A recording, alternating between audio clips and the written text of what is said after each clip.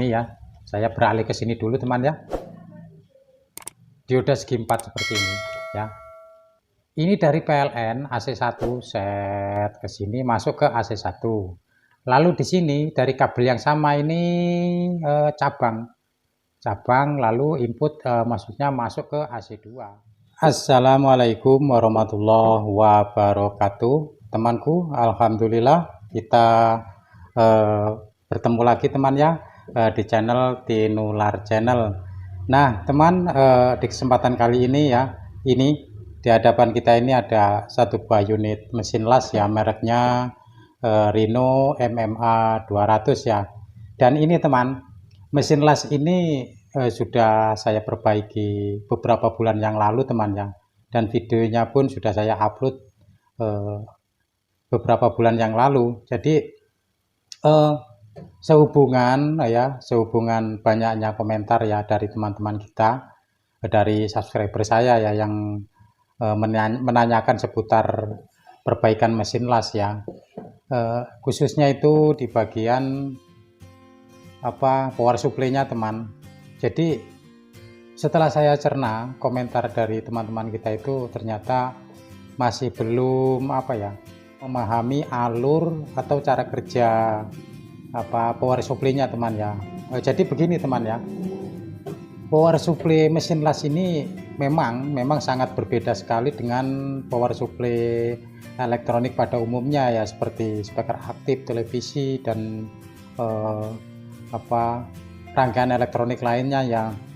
Karena mesin las power supply mesin las ini menggunakan 2 dioda, menggunakan 4 LGO besar 400 volt ya teman ya.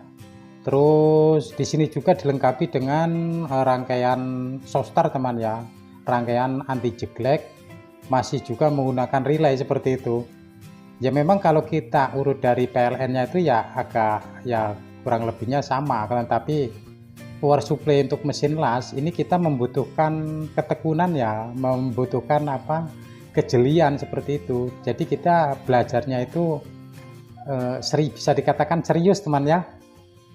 Jadi mesin las ini tadi sudah saya katakan sudah pernah saya perbaiki dan videonya sudah saya upload ya. Jadi ini memang sengaja saya pinjam lagi teman ya dari pemiliknya untuk keperluan video kita ini. Dan nanti teman ya, untuk di video ini nanti saya akan jelaskan, saya buatkan skema lagi ya. Mungkin di video yang sudah saya upload itu kurang detail atau bagaimana ya, nanti akan saya paparkan lagi menggunakan skema ini ya. Dan untuk mesin ini nanti juga akan saya beritahukan kepada sampean ya, untuk alurnya secara singkat melalui langsung dari blok-blok khususnya di bagian power supply teman ya, akan saya rekam langsung secara dekat seperti itu. Dan nanti kita akan akan belajar cara cek tegangan ya, cara cek tegangan power supply ini. Karena inverter model seperti ini ya bukan inverter ini aja ya, semua rangkaian elektronik itu bisa bekerja dengan normal karena power supply-nya itu kondisi normal seperti itu. Nah maka dari itu untuk mempelajari kerusakan mesin las ini, kita harus pastikan dulu power supply-nya itu harus kondisi normal seperti itu. Dan nanti kita akan belajar praktek bagaimana cek tegangan, letak-letaknya yang harus dicek itu di bagian mana ya. Dan juga nanti kita akan untuk mengetahui relay yang mati atau yang tidak, yang masih berfungsi atau tidak, nanti kita akan belajar ya. Kita cek langsung bersama seperti itu. Oke, ini mesin akan kita buka langsung teman ya. Sebentar, namun sebelum itu jangan lupa jenengan yang belum subscribe ya silahkan subscribe dulu ya, subscribe dulu, like. Dan untuk seputar ini nanti jika masih belum paham juga ya silahkan ada ketik komentar saja ya, silakan tanyakan di kolom komentar mudah-mudahan saya akan bisa segera untuk membalasnya seperti itu ya. Nah oke teman, kita lanjutkan ya. Jadi begini teman ya, untuk kali ini, untuk di video ini saya tidak akan membahas atau menjelaskan tentang bagaimana cara kerja di blok-blok bagian-bagian mesin las ini ya, tapi saya di sini akan membahas langsung apa saja yang kita tuju ya, maksudnya jika kita memperbaiki mesin las ini dengan kerusakan seperti apa, nah disitu yang akan kita cari, yang akan kita tuju seperti itu ya. Nah jadi ini bagian rangkaian blok power supply-nya teman ya. Di sini ini ya, nah yang ini kabel dari soket dari stikernya ya teman ya, dari stiker yang dari PLN. Yang kabel hijau ini untuk ground ya, dan yang dua ini dari, anggap saja negatif PLN, positif PLN ya. Nah kabel ini masuk ke tombol temannya, ke tombol on off ya di depan sini. Jadi kabel PLN ini dua-duanya untuk masuk ke bagian blok PCB ini, power supply ini, ketika kita matikan tombol ini maka akan terputus semua teman ya. Nah ini di sini ada kabel merah, lalu ada kabel hitam yang anggap saja ini negatif positif dari PLN langsung ya, bukan DC ya, seperti itu. Yang kabel hitam ini teman ya, yang kabel hitam itu di sini ini langsung ke kaki soket ini ya, kaki ke soket ini yang menuju ke dioda. Lalu yang merah ini teman ya, yang merah ini terhubung ke beberapa komponen ya. Di sini ada komponen PTC ya, ada PTC, lalu ke kaki relay ya. Dan untuk temanku ya, jika saat ini Anda menonton yang pernah bertanya ya, tentang Pak, itu mesin las saya itu lampu depannya itu ya entah beliau itu yang bertanya itu apakah teknisi atau pemakai ya, sama saja lah, yang penting kita mau belajar seperti itu ya. Itu lampu depannya menyala ya, Anda perhatikan lampu depannya itu tetap menyala. Lalu untuk blowernya, untuk kipas angin di belakangnya itu hanya hidup sebentar lalu mati lagi Pak. Itu kira-kira apanya ya? Oke, Anda perhatikan teman ya.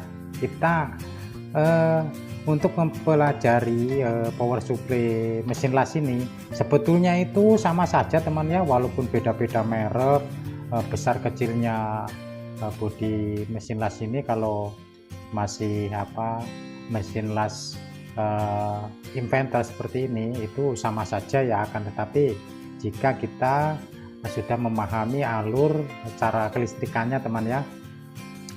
Kebetulan ini mesin las merek Rhino ya. Nah tadi sudah saya katakan ya, ini kabel yang hitam dari PLN langsung ke kaki soket, dan yang positifnya ya, yang warna merah ini untuk sampai ke kaki soket ini dia melalui relay dulu ya. Namun sebelum relay ini bekerja sudah dibantu oleh ada beberapa komponen ya. Di sini ada PTC, lalu ini ada NTC, lalu relay ya. Nah ini teman, ada salah satu subscriber saya juga yang bertanya ya, silakan teman ya, Anda simak jika Anda saat ini sedang menonton. Ini itu ya, ini yang biru seperti ini kapasitor teman ya. Kapasitor ini sebetulnya tidak berfungsi secara vital ya, ini hanya sebatas peredam ya. Ketika kita menyalakan tombol di sini cetak seperti itu, maka efek daripada listrik ketika menyambung itu kan di sini pasti ada percikan ya. Di sini itu tidak mengganggu perangkat elektronik lain ya, seperti lampu atau televisi, komputer atau segala macam ya. Jadi tidak ada kilatan seperti ada led seperti itu. Ini sama saja ini teman, sebentar. Kalau di rangkaian televisi itu ada, semua rangkaian elektronik ada. Nah, seperti ini ya. Jadi ini kan soket dari PLN ya.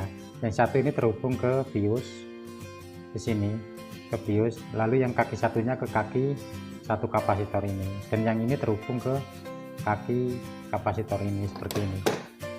Bentar. Nah, ini kapasitornya. Lalu nyebrang ke ada spool di sini, gulungan ya, bukan spool. Di sini lalu masuk ketemu dioda, sama saja seperti itu. Jadi kalaupun ini tidak ada, itu tidak akan mati ya, maksudnya tidak pengaruh di sini. Pengaruhnya hanya seperti yang saya jelaskan tadi ya. Di sini ada apa, dari kabel ini, dari kabel yang merah dari PLN ini, sebelum relay ini bekerja maka melalui PTC ini dulu ya, PTC lalu NTC, lalu masuk ke rangkaian dioda ya, yang disambung ke kaki soket ini. Nah, tadi teman ya, Anda perhatikan yang untuk temanku yang pernah bertanya atau yang pernah mengalami ya, kok lampu depan itu menyala dengan normal ya, lampu ini blower kipasnya di bagian belakang itu hanya hidup sebentar lalu mati lagi ya, sedangkan untuk mesin semuanya itu tidak bekerja, untuk mengelasnya itu tidak bisa sama sekali ya, tapi lampu depannya itu tetap menyala. Nah, jadi begini pengertiannya teman ya, pengertiannya pemahamannya maksudnya. Jadi kalau lampu ini itu langsung PLN begitu, jadi tidak kemana-mana. Kalau kita colokan ke listrik, jadi ya langsung nyala di sini, tidak menyambung ke komponen apapun di sini, begitu. Nah, kalau untuk blowernya ya ini kan soket blower ya, yang ini sebentar, ini kan soket blower, ini kabelnya ya, yang ke belakang sana. Itu yang satu terhubung ke kabel PLN yang hitam ya, langsung ke kaki soket, tidak melalui komponen apapun ya. Namun yang kaki satunya ini, soket kaki satunya itu yang kaki satunya itu melalui relay teman ya, melalui relay dari PLN yang merah ini, melalui relay dulu ya, seperti itu. Jadi jika Anda mengalami atau memperbaiki mesin las yang rusak, lampu power depan itu normal ya, lampu power depan normal, lalu untuk blowernya, untuk kipasnya itu hidup sebentar lalu mati. Nah, seperti itu ya, seperti yang pernah ditanyakan oleh subscriber saya. Nah, kalau sudah seperti itu, Anda cek bagian relaynya seperti itu ya. Kalau kejadiannya seperti itu, relay ini belum bekerja teman ya. Namun relay ini belum bekerja itu ya, tidak bekerja ini bukan berarti relay ini rusak. Maka dari itu Anda lakukan pengecekan terlebih dahulu teman ya. Karena apa? Relay ini bisa bekerja karena ada beberapa faktor pendukung ya.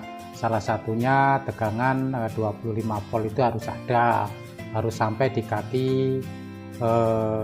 spool ini ya, di kaki kecil, kaki relay yang kecil ini satu. Yang kedua, untuk kaki yang satunya ini kan yang langsung ke positif ya, positif 25 volt, dan yang ini dari negatif 25 volt.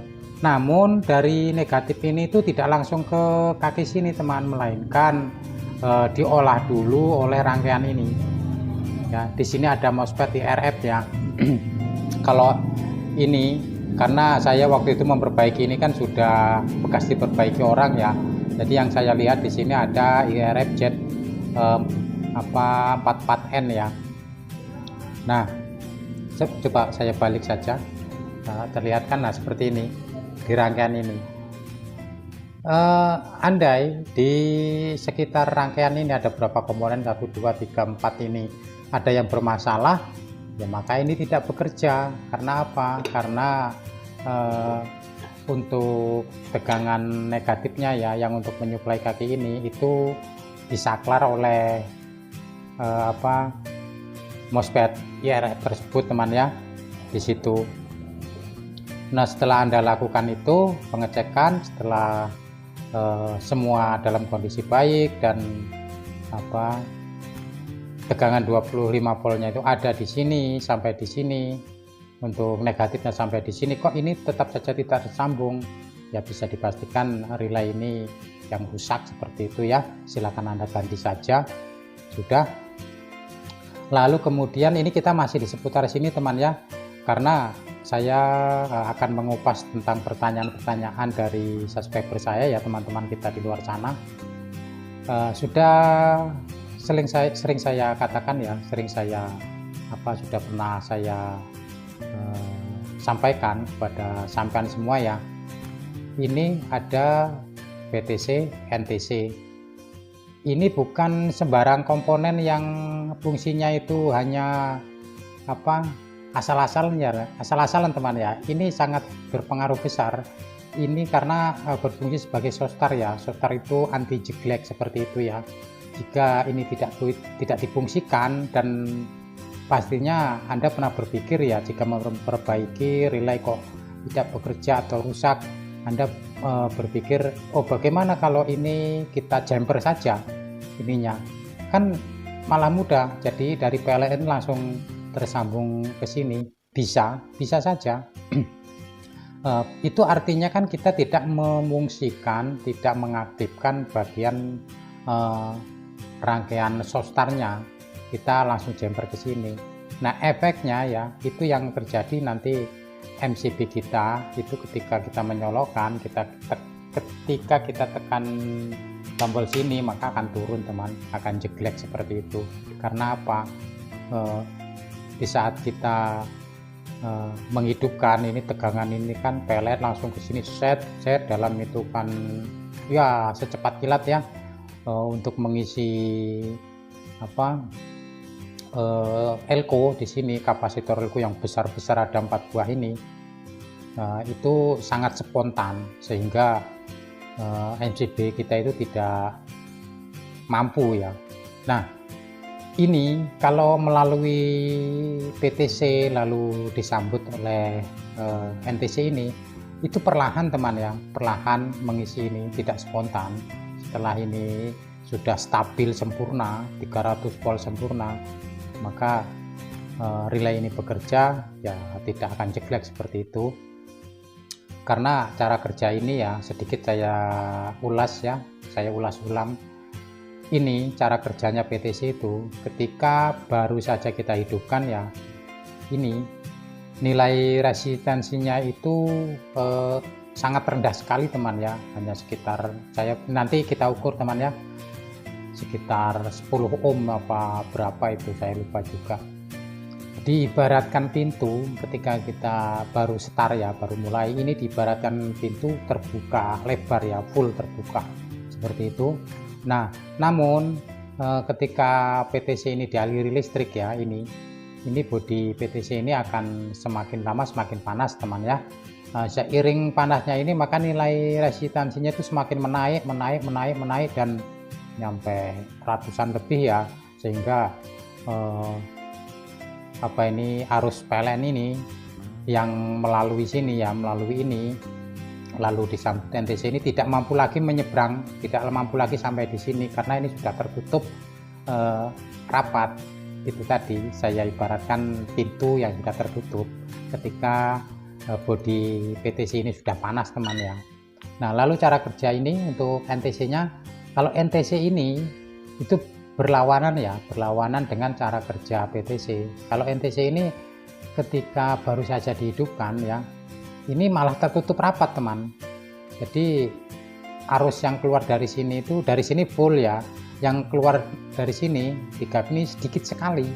Maka dari itu yang saya katakan, untuk menyuplai, untuk mengisi tegangan di blok elko ini perlahan ya, perlahan seperti itu, tidak spontan. Nah, seperti itu. Nah, untuk Anda temanku ya, jadi ada juga yang pernah bertanya, untuk rangkaian soft start ini itu bagaimana jika kita gantikan menggunakan komponen lain. Nah, seperti itu. Oke, silahkan teman ya, silahkan Anda modif, silahkan Anda ganti ya dengan komponen lain, apapun itu. Namun tujuannya itu menggantikan tugas daripada software ini ya. Secara fungsi tetap saja sebagai software, sebagai anti jeglek, bukan menjamper ya. Jika menjamper ini menggunakan komponen tidak akan mampu teman ya, karena bagian mesin las ini itu membutuhkan tegangan bypass ya, tegangan langsung dari PLN, tidak boleh dihambat oleh komponen apapun.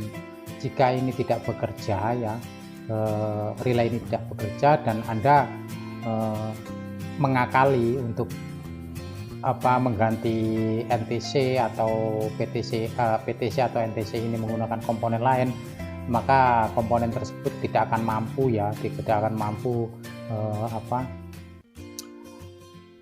mampu mencukupi tegangan yang dibutuhkan oleh mesin ini, maka akibatnya akan pasti terbakar teman-teman, seperti itu. Kalau ini di jumper malah tidak apa-apa, cuman kan efeknya yaitu resikonya MCB kita itu tidak akan kuat ya, karena untuk perumahan kita itu paling besar itu 2R zaman sekarang ini ya. Sudah ya, Anda penjelasan yang sini sudah paham ya. Nah, kemudian kita beralih ke kaki soket ini teman ya. Nah, ini saya perlihatkan seperti ini ya, anggap saja ini seperti ini. Ini memang posisinya itu memang seperti ini. Tadi yang kabel kuning ini di sebelah sini, nah yang merah sama hitam ini positif negatif, ini yang dua ini. Jadi di sini itu ada kabel 4 kuning semua teman ya, semua tersambung ke sini sama, yang satunya juga sama ini teman ya, yang ini ya posisinya itu seperti ini yang bagian yang ini. Jadi yang kuning ini ya, yang kuning ini sebelah sini, terus yang merah hitam positif negatif itu yang ini, jadi posisinya itu sama seperti ini ya. Nah, kenapa di awal saya katakan cara kerja power supply untuk mesin las ini berbeda dengan power supply elektronik yang lain ya. Jadi di sini menggunakan dioda teman, dioda 2 buah ya. Dioda itu dioda kiprok ya, dioda segi 4. Nah, seperti ini sebentar. Ini ya, saya beralih ke sini dulu teman ya. Dioda segi 4 seperti ini ya. Ini dari PLN AC1 set ke sini masuk ke AC1. Lalu di sini dari kabel yang sama ini cabang lalu input maksudnya masuk ke AC2. Jadi kabel satu dari sini teman ya. Nah, seperti ini. Begitu. Kan kalau kita memasang power supply ya, power supply pada umumnya itu kalau AC1 ya ke kabel PLN yang satu, dan AC yang satu ke PLN yang satunya lagi ya, ke AC2 sini ya. Biasanya kan seperti itu. Kalau ini kan tidak. Jadi dari AC1 masuk ke AC1 lalu cabang masuk ke AC2. Sama, yang ini juga untuk bagian yang AC2 melalui relay ya masuk ke AC1, lalu di sini nyabang masuk ke AC2. Begitu. Jadi menggunakan 2 dioda kiprok ya.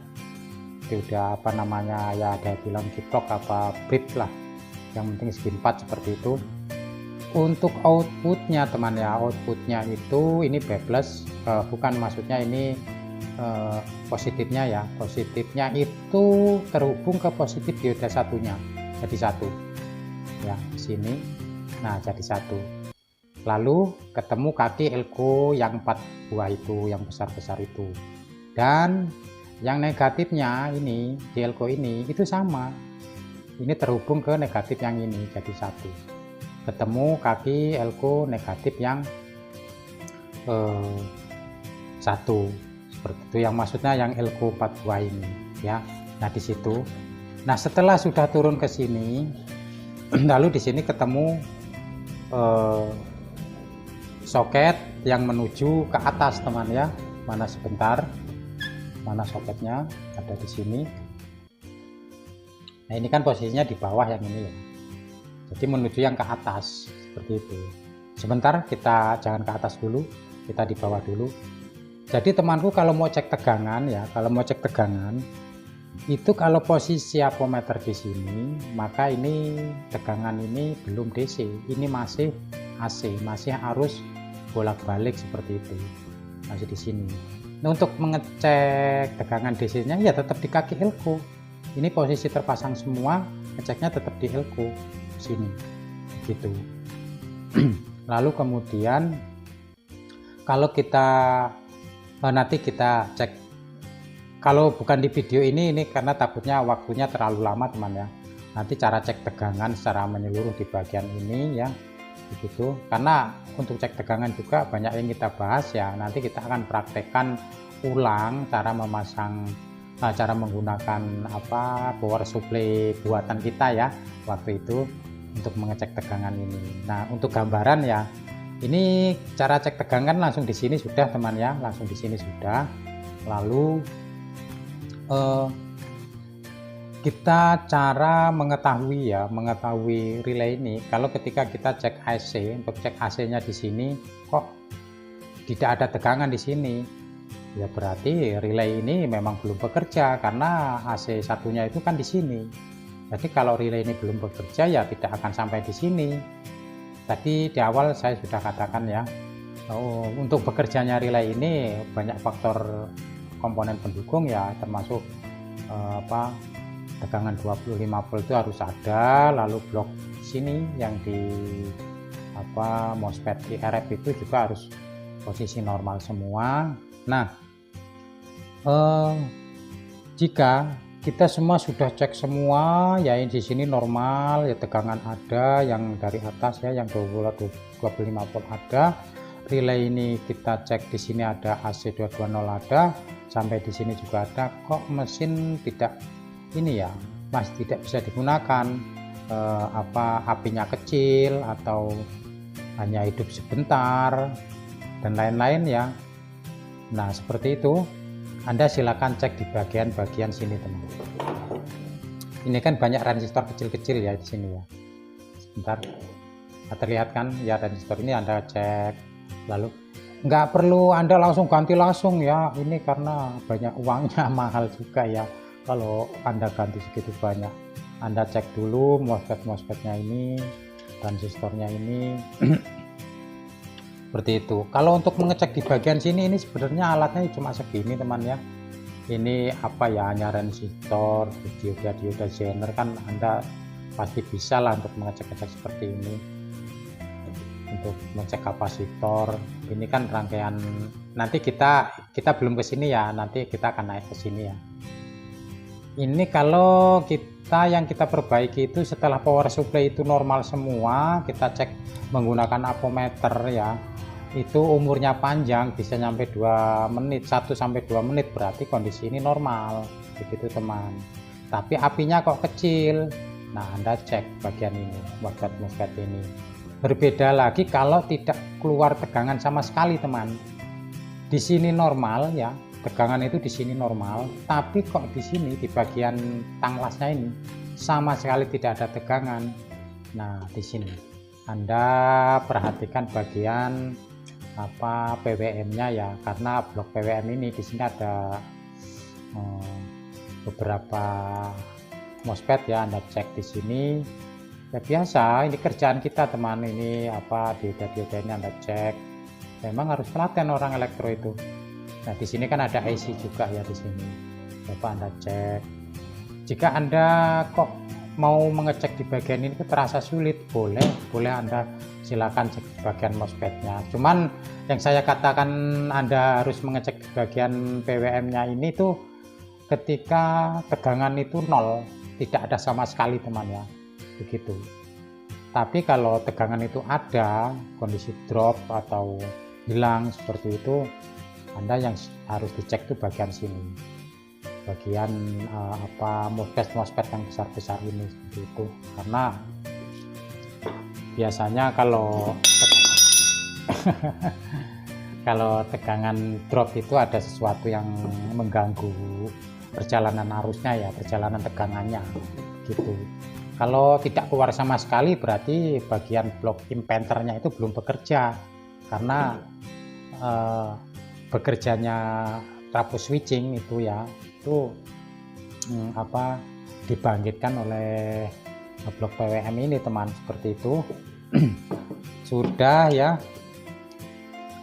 Kemudian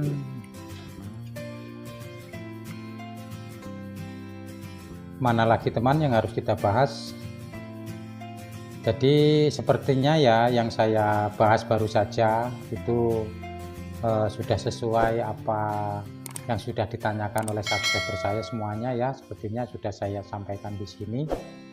Kalaupun ada yang terlewat ya saya mohon dimaklumi ya, namanya saya manusia biasa. Oke teman, sepertinya kita ngobrol ya, bahas hal ini itu sudah cukup sampai di sini dulu teman ya. Andaikan Anda belum bisa memahami ya silakan Anda ketik komentar saja ya. Dan untuk acara pengecekan tegangan dan cara menggunakan alat power supply buatan ya, untuk cara mengecek bagian sininya itu ada di video lain temannya, karena kalau kita bahas di sini akan terlalu lama, nanti Anda malah bingung lagi mencerna apa yang sudah saya jelaskan di awal ya. Begitu, lebih baik kita menggunakan video lain seperti itu teman ya. Oke, mohon maaf apabila saya menjelaskannya itu ya kurang pas ya, namanya saya manusia biasa. Saya akhiri, assalamualaikum warahmatullahi wabarakatuh.